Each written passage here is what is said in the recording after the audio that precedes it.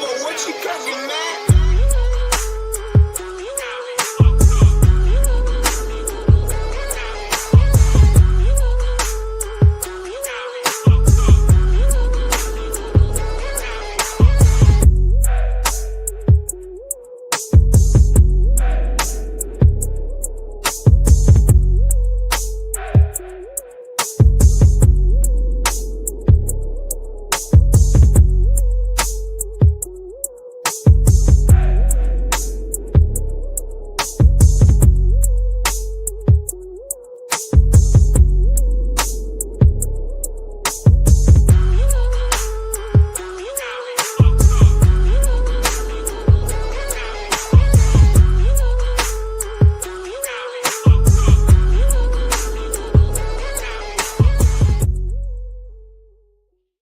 Good morning, everybody. Happy Tuesday. Welcome to Iron Minds. We got the full crew today. Glad to be back. Had a little sickness last week down in the Carolinas. Allergies got me, but I'm back today, feeling good. And everybody's with us. What's up, fellas? Man, I'm glad to have a full crew this morning too. Got a lot of cool stuff to talk about. Go around the horn. Man, I'm excited for a Tuesday. Lombard, are you in Louisville or are you in Austin? Where you at? No, I head out to Louisville tomorrow. Tomorrow. That's right. I got Matt's this week over in Louisville, Kentucky. What time's your flight? Lombard? Are we going to fly together? You flying on Austin? I'm flying at 11. Yeah, bro.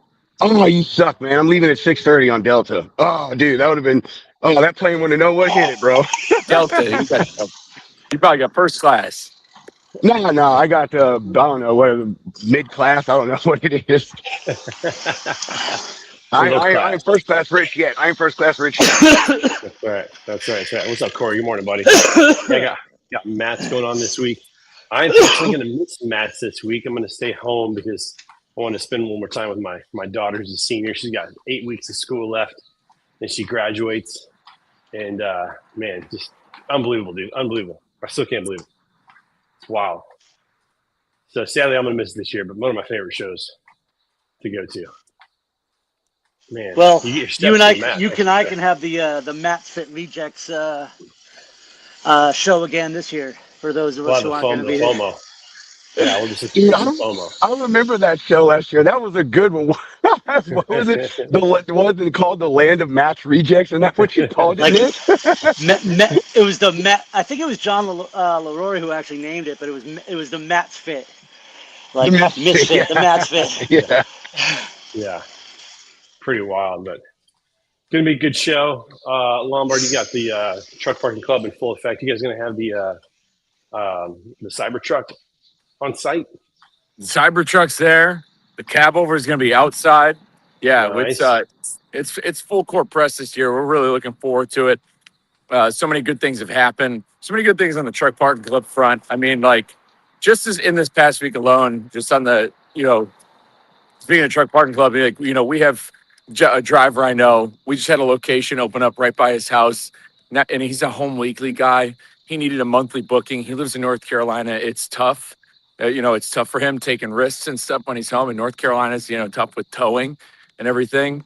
And hearing that, and then same thing with another gentleman. He's having a location like a somebody he knows, a property owner who's coming online, who's really motivated to come online. That'll be his spot when he comes home, and it's just more every single day. There's like a new win of somebody who's just like, something saving them one way or another. So it's gonna be exciting. We can't wait to talk to like all of our customers there, connect with all the drivers, and again, it's just one of the best community events I think in the industry. I think it's well needed with all the fuel prices, everything going on with. Rates are what they are. They're probably going up, but fuel prices, I think, are throwing everybody for a ding. And I think it'll be good for everybody to get out of their own heads and get together, break some bread, and have a good time. Pat O'Shea's Thursday night. If you're in Louisville, come through. Dude, can't beat Pat O'Shea's on Thursday night. Maybe a little karaoke down on Main Street or there we Third go. Street. Wish I could be there, man. That's a great little dive bar down there on Main Street. But yeah, man, it'll be good to get everybody together and spend time together. Truck Parking Club. Now, you guys crossed over 3,000 locations on your way to 10,000. Is that right? Is that where we're at? Oh, we're on our way to 4,700. excuse me, 4,700 on your way to 10,000. So Yes, sir. nice. 10,000 by December 31st. Let's go. That's awesome, dude. That's cool. Man, we were out in the RV and I saw so many exits at night with just littered with trucks just on the exits ramps, the entrance ramps. And man, every time I see that, man, I just think, gosh, I can't believe we don't have enough parking for trucks. We haven't figured this out. Yeah. Yep, we're big on ending ramp parking. Yeah. I mean, it's kind of crazy because right now they're going all the way to the starting ramp. And, if you're taking that exit or whatever, like it's just chaos, man. It's absolute chaos. So. And it doesn't, at the end of the day, and I get it, there's people, hey, I've been driving X number of years. I don't pay for parking. Look, that's good. We're not looking to take that away from somebody. That's good for them, like all about it. But, from the driving standpoint, if you're on an on-off ramp, you're not getting good sleep. Not only is it over 4,000 accidents per year, it's 55 fatalities, but your sleep quality on the side of the road, because I've had to do it. I've done it twice, park on a ramp. You don't even sleep. It's almost like you're in this this fever dream kind of thing, like when you're trying to sleep on a ramp. Yeah. And what's crazy to me too is I also see a lot of rest stops that are no longer functional. So like there's room, there's property where you could get a good night's sleep and they're not even functioning anymore. The state governments have not kept up with them or whatever.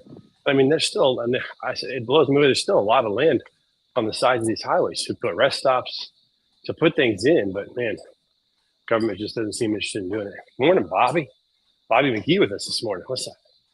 Bobby McGee. Yeah, going around the horn. I did have an awesome story to talk about on Iron Minds, unless anybody wanted to cut in.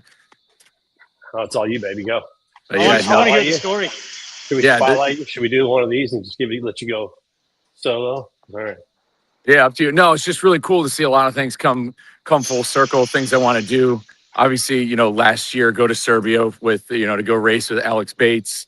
He's somebody who reached out to Nick and I, and tells us explicitly, like, hey, you've changed my life on fitness, blah, blah, blah. Like, somebody who reaches out and says that, wants to race, wants to do all that stuff. And, same kind of thing happened over this weekend. A gentleman a couple months ago, him and his brother, they own a box truck company, and they're gonna. He's a CDL holder. They're gonna be getting a semi truck soon.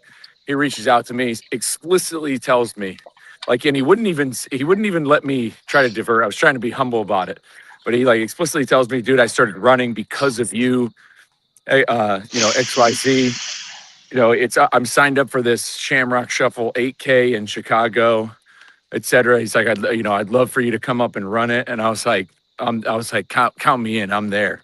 And so I got to go, so that's where I was. Like, I took a red eye Friday night because I was still working. I left at like 10 p.m., flew up to Chicago. We spent all day Saturday. And then got to meet his entire family, his brother. We celebrated his dad's birthday. I visited his church, met the priest at his church.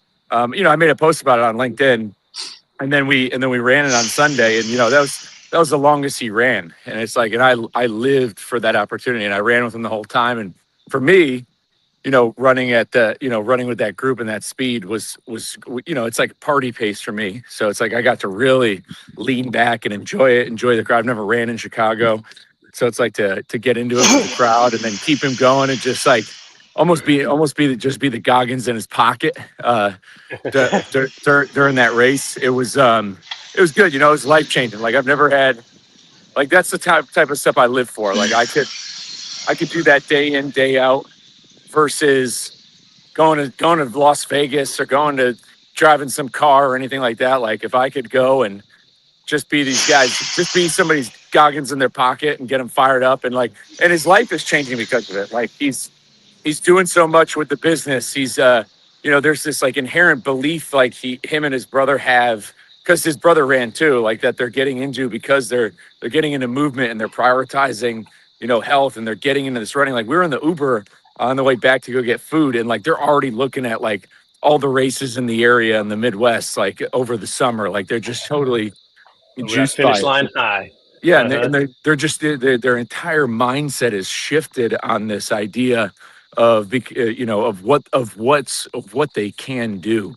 And it's just, it's these are the power, this is the power of social media. These are the power of some of the good things you can do for all the, crazy stuff we see out there and the crazy stuff going on is like, we still have an opportunity to impact so many people around us and not even know it. Like there's people who we impact where we don't even know it, but then the ones that we do, I mean, it just drives it home that much more. And so it's just great opportunity. I was in Chicago for all 36 hours and it was just every single hour counted. It was great. Goggins in your pocket. I was gonna say, man, that first we have Elp on the shelf. Now we got Goggins in your pocket. I love it, dude. Just Stay call hard. Michael Lombard. Have him come run with you, dude. There's nothing better than Michael Lombard running next to you. Dude, that'll fire you up for a race. Hey, look at this. Is this a okay, I thought that was a sunrise. That's just lights. Okay, I thought we had a sunrise on our hands, but Not yet. No, we got another probably 40 minutes or so. Yeah, those clocks still got to catch up from those clocks jumping forward. It's just starting out here. Oh, beautiful. Oh, look at that. Let's Just highlight getting that. right here. No, keep that up. Turn that around. Oh, look at that. Very nice. Oh, man. We saw some beautiful sunrises and sunsets in Carolina last week. That was pretty amazing. Where in Carolina were you? So we went to Asheville first. That was the weekend, 2 weekends ago. Went to Asheville, went to the Biltmore House, which is amazing. If you've never been there, that place is unbelievable. Oh, I got to get rid of the full court press with Nick there. Went to the Biltmore House. That was pretty cool. My daughters loved it. It's like, princess's dream to go to this royal, mansion, 130,000 square foot home built by the Vanderbilts back in the early 1900s in that French aristocratic state.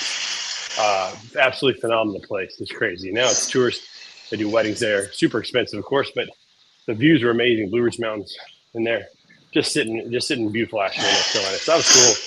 And then we headed down to South Carolina, went to Charleston, and man, that's when I just did not do well with the allergies. Ended up getting a sinus infection. Was down for a couple of days, but the girls got to go to the beach and do some other stuff.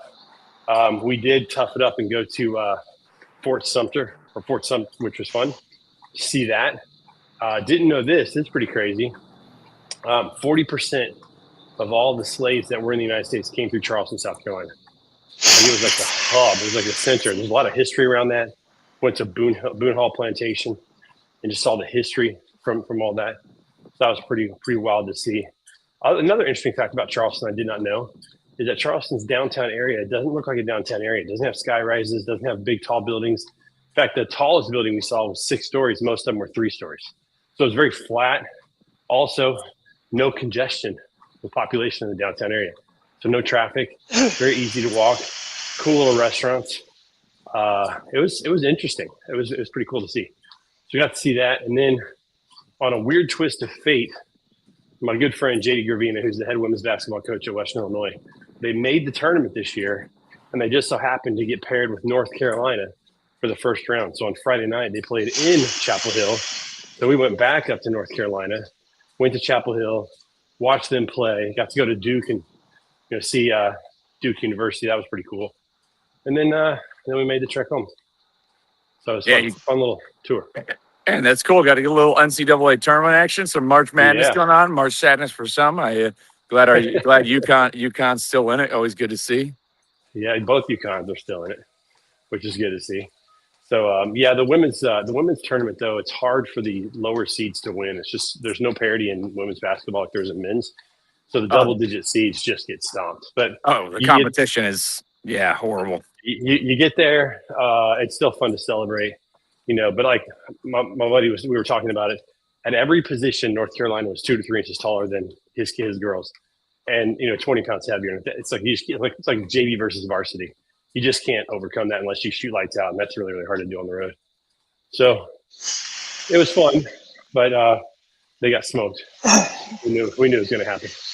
So women's sports is really, it's crazy because of Title IX. Universities have obviously there's more opportunities. There's more varsity sports for women at colleges than men because there's just fewer women who compete in sports. So they have to add more varsity teams. So it gives them variety. So I mean, not only do you just have the women, like if you want women to compete at your school, I mean, they kind of have a pick of the litter, and you figure in high school, if you're a girl in high school, a lot of people I knew were two or three sport athletes or something. If they're going to play one in college, they're going to play their favorite, or they're going to play the team that they make, and because it's hyper competitive. So yeah, it's a whole different competitive field for women's sports, especially basketball. Yeah, it definitely is. Because like men have football, which is like 60 spots, so in order to equalize that, they have additional sports, like you said, and just trying to give away scholarships for people to come play. So the competition is not quite as good overall, but it's still really fun to get to watch them compete and do that. So that was a good time. And then I got to, when we went to North Carolina, we drove on I-40 from Knoxville over to Asheville, and I got to see the destruction from the hurricane that came through. They're still working on 40. It's open, but it's like, down to one lane each direction in many places. I just could not believe how much that highway just fell off the cliff. That's crazy to see. It's really I was thinking about that the other day when it comes to like how we think because it's off the news cycle, it's kind of over. And it's like, no, people are still real. And just like the floods from Texas last year, like, I mean, there's still areas of central Texas and stuff that are still reeling from those 4th of July floods where, yep. I mean, you had that camp where the girls can't, that camp where those, kids had passed away. I mean, absolutely insane, but just because it's fault, but we live in that 24-hour news cycle, and it's on to the next, tragedy. Yeah, even after leaving down here, a lot of the homes on the Gulf are still destroyed, waiting for construction, waiting for a buyer, waiting for insurance, and we're going on 18 months. Yeah, just you're absolutely right, Michael. It goes out of the news cycle and everybody forgets about it, but the people that are living it, it's like every day. And it's crazy to me. Like, I was just looking at what they're trying to accomplish by rebuilding 40. It's going to be a massive undertaking because they basically have to rebuild the cliff that it was sitting on. So much of that fell into the riverbeds. And it's not a short cliff. It's like 100-foot cliff they're having to rebuild to build that. They'll probably put a bridge in, I would imagine, on parts of it. But yeah, it's pretty wild. Pretty crazy. See that? We came back through Virginia and Eastern Kentucky. Got really close to the ridge, and where Chris Thomas wasn't able to stop to see Chris, but was real close to where he lives, and got to see some nice backwoods roads in the RV, and pretty pleasant drive home. Stopped in Louisville for the night, and then made it back on Sunday. So let's go. And shout out to Cracker Barrel, by the way, our good friends at Cracker Barrel, because they love RVs. And man, we stop at Cracker Barrel. They let us park overnight for free. We go in and have breakfast in the morning. And man, it's like our favorite thing to do when we're just needing to sleep. So Cracker Barrel is the way to go if you have an RV. Nice. Pedro, what's happening with you, man? What's going on the Pedro front? Oh, hey, man, I'm just, like the majority of people this week, getting ready for match, man. It kicks off things for us here at the lounge. Also our biggest event, man, and always got a lot of cool things planned, and just focus on that, and I guess the forward looking a bit season, right?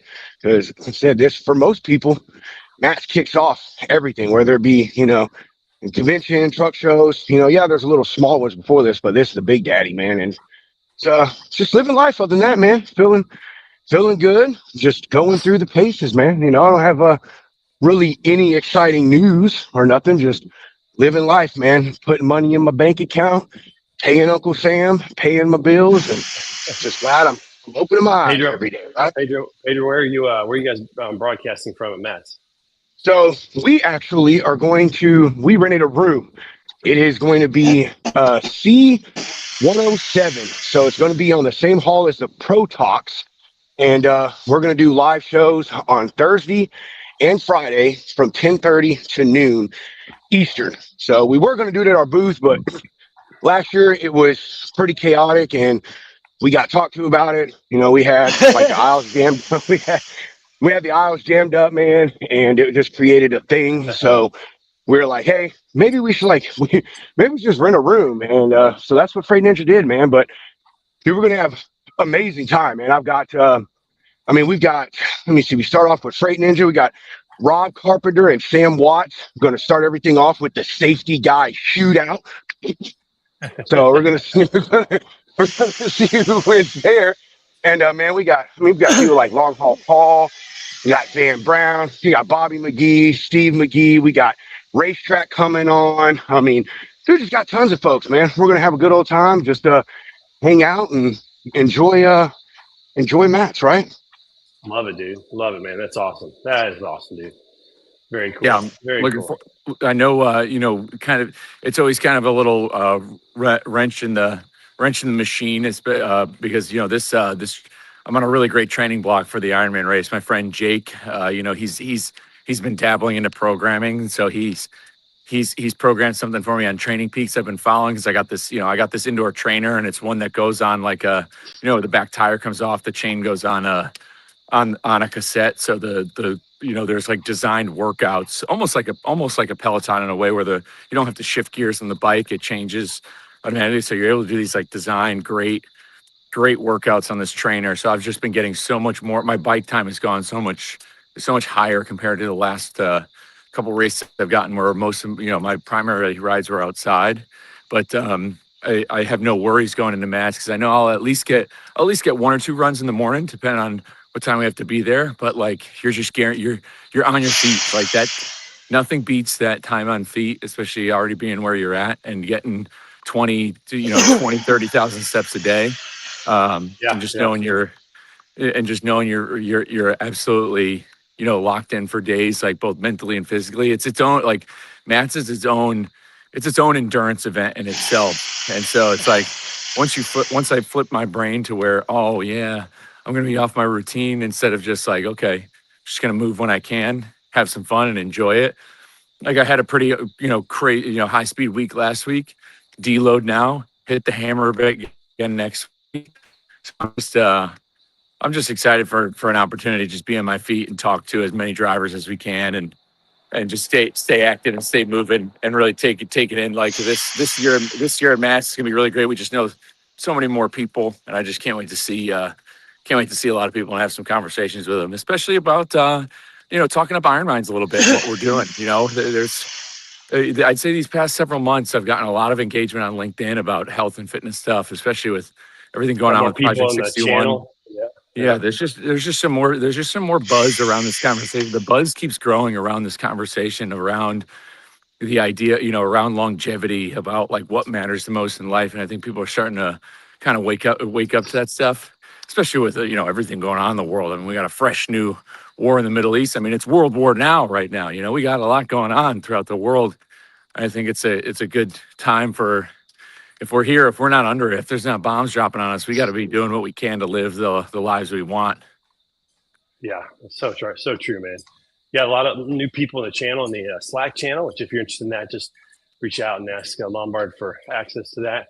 But you're right, man. A lot of people are waking up to what I love what you said, what matters most.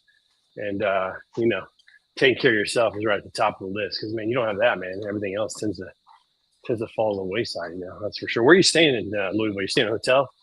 I know, us, the whole team, we got an Airbnb somewhere near, what's that called?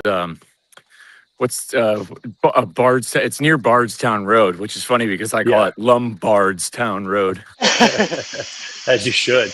You know, we need to get a truck parking club RV. That's what we need. You know, sleep like a touring coach, you know, where there's like, you know, 8 beds in there, and the whole crew can just hang out on site. The RV, you just need to make sure you have a truck parking club location to park it. Well, no, RV, they have RV parking on site at the Louisville Expo. Like, you can be right there, dude. Like, it's a great spot. There's usually about, you know, 60 or 70 RVs that are parked there. It's a great spot. I was there a year ago, 2 years ago, something like that. Well, what's great is we do have the truck now, which I know, who knows? I mean, I know Hunter or something. We'll have to figure out a way to deck out a trailer, almost like one of those NASCAR trailers. That's need to deck something out like that. Yeah, something that the Tesla can fit in the back, and then you got some accommodations, some sleeping bunks and kitchen area and whatnot. You can have your little spot. You just set up there at Matt's, and you don't even leave. You know, everybody's just there. You're just partying, having a good time. You know, you don't have to go home. then you can do some running around the expo because that's a great little run. It's about probably a mile all the way around, maybe a little bit more, maybe 2 miles all the way around. Oh yeah, that entire parking lot. Yep. It's a good spot, that's for sure. So, yep, it's all good. All right, we're coming up on the bottom of the hour. And, folks, listen, most important thing, find your group, find your tribe, find your people. As iron sharpens iron, so one person sharpens another. Get after it this week. See what you can do. It's spring. The weather is bouncing. By the way, did you guys see the weather? I posted about this in Missouri. Did you guys see the weather in Missouri this week? This is bananas. Check this out. So I'm going to see if I can put this up there. I don't know if you can see it or not. But we went from a high of 91 to 57 to 61 to 70 something to 90 again, back down to 61. Like, go home whether you're drunk. Dude, it's crazy this week, but it's going to be a great time to be outside. Spring is in the air. Flowers are starting to bloom on the trees, and it's going to be nice before you know it. So make sure you find your tribe, find your group. We'll be right back here next Tuesday morning. Until next time, everybody. Peace out. We'll see you guys. Let's go.